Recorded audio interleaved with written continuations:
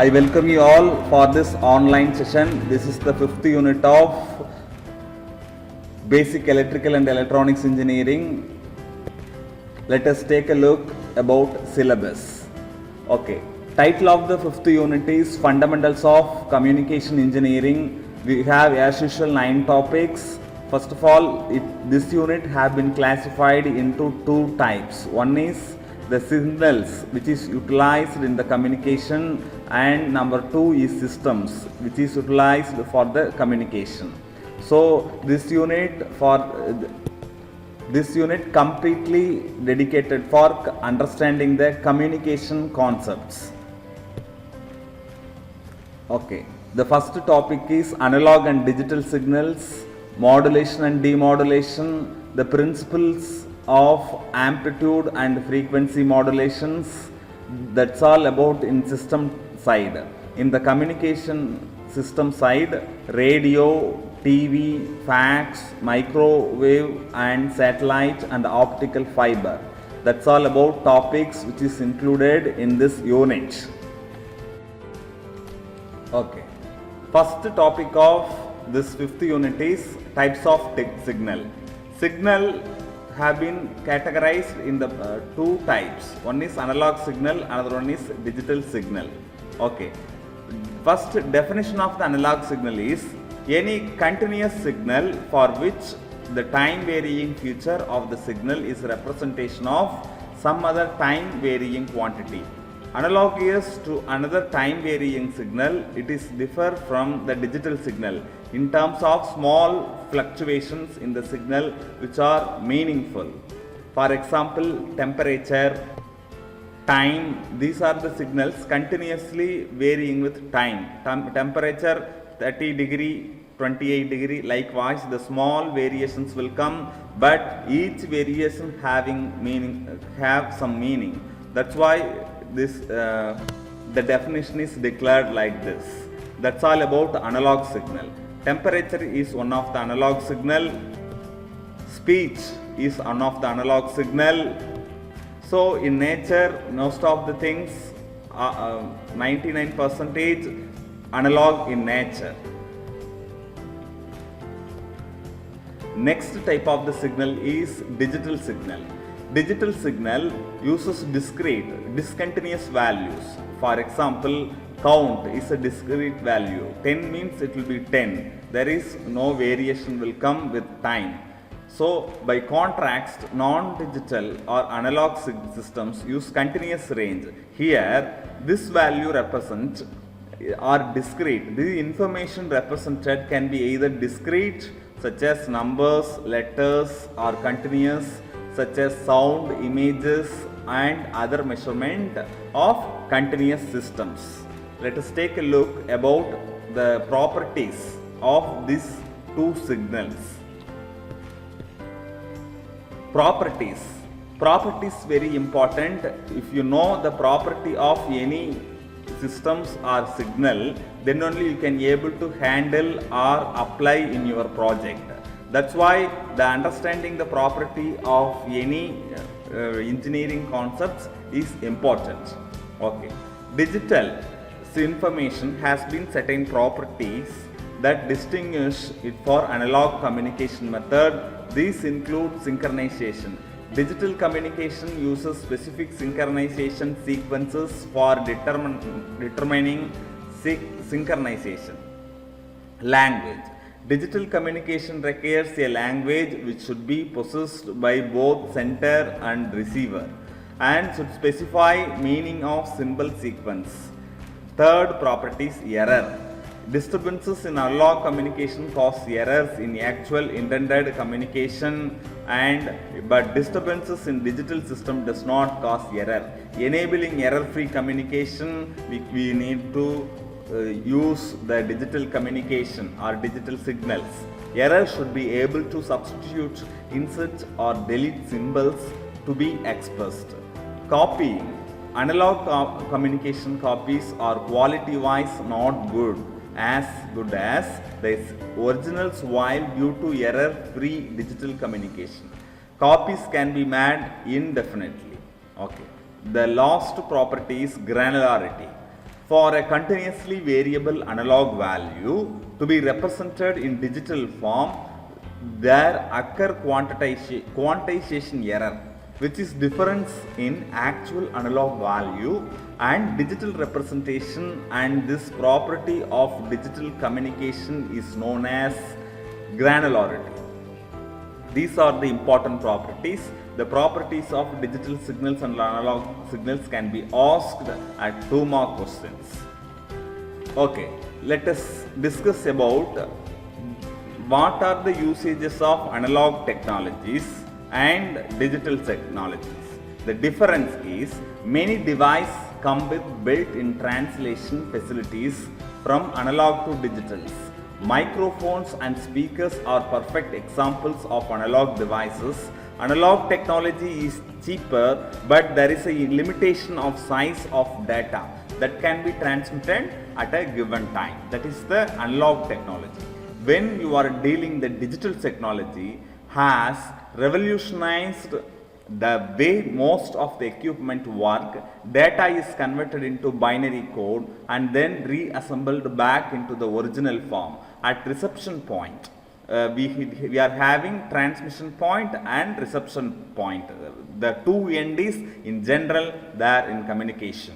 Since this can be easily manipulated, it offers a wider range of options. Digital equipment is more expensive than analog equipment. That are the major difference when we are using analog and digital equipment. There is a necessity to understand which one is quality, analog or digital. Let us take a look. Digital devices translate and reassemble data and in the process are more prone to loss of quantity as compared to analog devices. Computer advancement has enabled error detection and error correction technique to remove the disturbances artificially from digital signals and improve the quality. Okay, what the point is telling is, if we are the loss, any data loss is occurring, mean it can be predict the error, that is called error detection. After predicting the error, that error can be rectified in the digital. The algorithms are there, the procedures are there, and digital computers are supporting. That's why we can able to correct the error. So we can able to detect the error in the digital, and at the same time we can able to correct the error in the digital. That is the speciality of the digital signals. Now, in application point of view, what is the difference? Digital technology has been most efficient in cellular phone industry. Analog phones have become the redundant even though sound clarity and quality was good. Analog technology comprises of natural signals like human speech. With the digital technology, this is the human speech can be saved and stored in a computer. Thus, digital technology opens up the horizon for endless possible uses. So, data utilization is high. That is the speciality of the digital quality. So, the final point is analog, comparatively analog signal are some quality wise somewhat less comparing to digital signal. But in nature, everything is in the form of analog. Yes. Okay, look at this comparison chart. In this chart, various parameter compared. First parameter is signal. Analog signal is continuous signal, digital signal or digital discrete signal with time. Waves denoted by sine waves is denoted by square waves. Representation of analog use continuous range of values of represent information. Digital signal use the discrete or discontinuous value to representation. Example, human voice in air, analog in electronic devices, computer, CD, DVD or other digital electronic device. Technology wise, analog technology in the form of waveforms and records in the form of waveforms. Sample in digital, sample analog waveforms into limited set of numbers and records them. The recording option is there in digital technology. Data transmission subjected to deterioration by noise during the transmission and write or read cycle. Can be noise immune without deterioration during transmission, read or write cycle. Response to the noise more likely get affected, reducing accuracy. Less affected since noise response are analog in nature. The next point is flexibility. Analog signals are analog hardwares are not flexible. Digital hardware is flexible in implementation. Uses. The main use of analog signals are there is a audio and video transmission. Best in digital, that is suited for computing and digital electronics. Application: thermometer, the temperature measuring equipment, that is the analog device. PCs, computers, and PDAs are digital application oriented devices. Let's take look more points. Bandwidth, memory, power, cost, impedance, errors. In terms of bandwidth, analog signal processing can be done in real time and consumes less bandwidth. There is no guarantee that digital signal processing can be done in real time, consumes more bandwidth to carry out the same information. Memory, stored in the form of wave signal, stored in the form of binary bit. Power, analog instrument draws large power, digital instruments draws only negligible power. Cost wise, that is the portable, low cost. Digitals are cost is high or not easily portable. Impedance, analog have low impedance and digital have higher order of 10 mega ohm impedance. Errors, in error perspective, analog instrument usually have scale which is cramped at lower and give the considerable observational errors, and digital instruments are fixed, free from the observational error like parallax and approximation errors will not come in digital. Next topic is principles of amplitude modulation.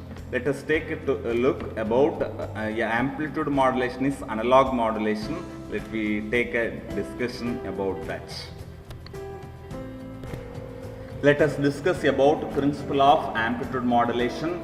Amplitude modulation AM, in general we used to call AM signal. In the radio also we have AM mode.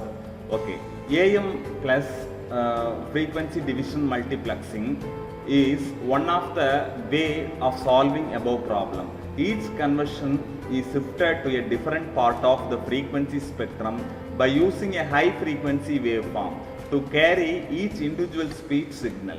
These high frequencies are called carrier frequency. Amplitude modulation is the process of varying amplitude of sinusoidal signal. Amplitude nothing but, look at this graph, in this is called sinusoidal wave. In this, the vertical axis representing the amplitude. That amplitude is the process of varying the sinusoidal signal. By this is illustrated in this figure. In this figure, we are having the quantity voltage or current is represented in the vertical axis, time is the horizontal axis. These things already you have seen in the first semester laboratory. Okay, the unmodulated carrier wave nothing but the standard carrier wave carries the information. The carrier wave nothing but which is the carry the information. So the name itself, the definition is there. So the carrier wave has a constant peak value and a higher frequency than the modulating signal. But when modulating signal is applied, the peak value nothing but in this voltage, this is a voltage, the highest value, that is called the peak value. The peak value of the carrier varies in accordance with instantaneous value of modulating signal, and the outline wave shape, or this is called envelope of the modulated wave's peak value, is the same as the original modulating signal wave shape. The modulating signal waveform has been superimposed on the carrier wave. Okay, when a sinusoidal carrier wave of the frequency in terms of hertz, normally frequency can unit of the frequency is hertz. Modulated by a sinusoidal modulating signal also another value in terms of hertz. Modulated carrier wave. So that both the signal some can be created. For example, original carrier frequency, the sum of carrier and modulating signal frequencies. The difference between the carrier and modulating signal. These are being implemented. How it will be implemented? Next, let's take a look in this next figure. In this figure is illustrating this summing process and the difference process at the transmitter end and the receiver end. In this, modulating frequency is summed and differentiated with the and final result will be modulated. These are the frequencies which is utilized in amplitude modulation. Okay. In this figure, we can able to understand two of these frequencies are new, being produced by amplitude modulation process, are called side frequencies. Okay, this can be asked what is side frequencies, that can be asked in 2 mark question. The sum of carrier and modulating signal frequencies is called the upper side frequency. The difference between carrier and modulating signal frequency is called the lower side frequency. This is illustrated in the frequency spectrum diagram. Okay, next take a look about the frequency spectrum diagram. In this figure we can able to understand the frequency diagram.